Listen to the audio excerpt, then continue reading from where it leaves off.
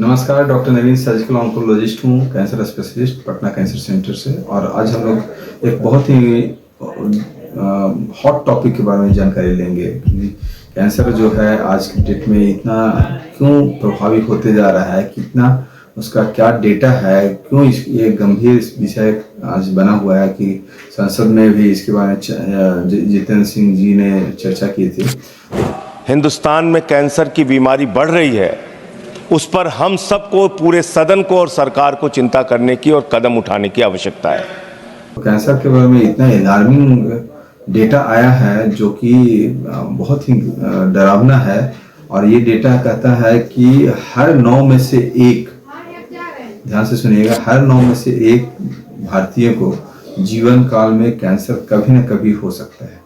सो ये बहुत ही डरावने वाला सत्य है और ये एक्चुअली में होने जा रहा है। जिस तरह से डेटा आ रहे हैं लास्ट कुछ सालों से और इतनी तेजी से मामले बढ़ रहे हैं, जिससे देखिए बॉलीवुड हॉलीवुड जैसे तक के लोग इससे शिकार हुए हैं। इसमें बहुत बड़े बड़े नाम हैं, जैसे अमरीश पुरी हैं या फिर इरफान खान है, इवन हमारे युवराज सिंह है ना, बहुत बड़े बड़े नाम हैं ना, ऋषि कपूर।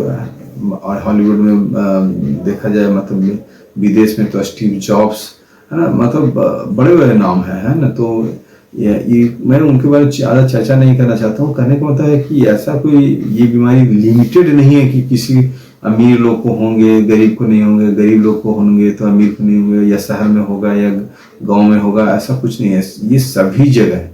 और कारण क्या है अभी तक स्पष्ट नहीं है। 80% केसेज में इसका कोई रीजन नहीं पता चल पाया है। हाँ, एसोसिएटेड फैक्टर्स हम लोग को मिले हैं, जैसे टोबैको है, सबसे इम्पॉर्टेंट है, जो कि लाइफ स्टाइल रिलेटेड है, जो करीब 30 to 40% केसेज में प्रिवेंटेबल कैंसर बोला जाता है कि इसको यदि रोक दिया जाए तो कैंसर के केसेस 30% तक कम हो जाएंगे।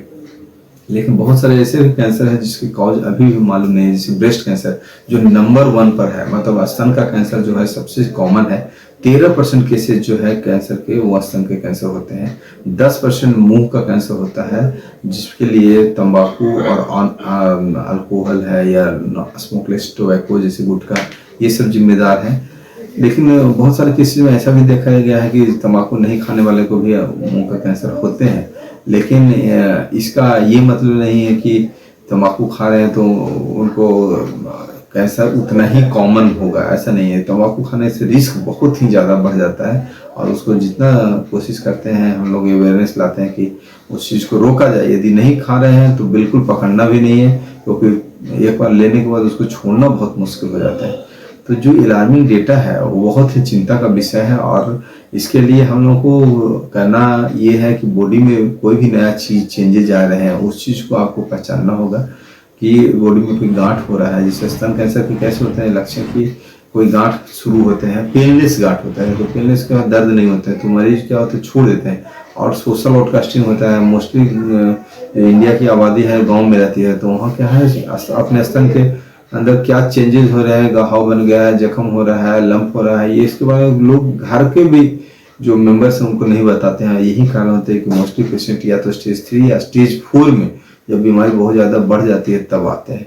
तो ये सब चीज़ें चैलेंजेस हम लोग के यहाँ है। दूसरी चैलेंजेस है कि जो अपने ब्लॉक लेवल पर या जिला लेवल पर कैंसर के जो जाँचें होती हैं वो चीज़ उपलब्ध नहीं हो पाते हैं, या उपलब्ध भी है तो उतने अमाउंट में नहीं है जितना कैटर कर सके।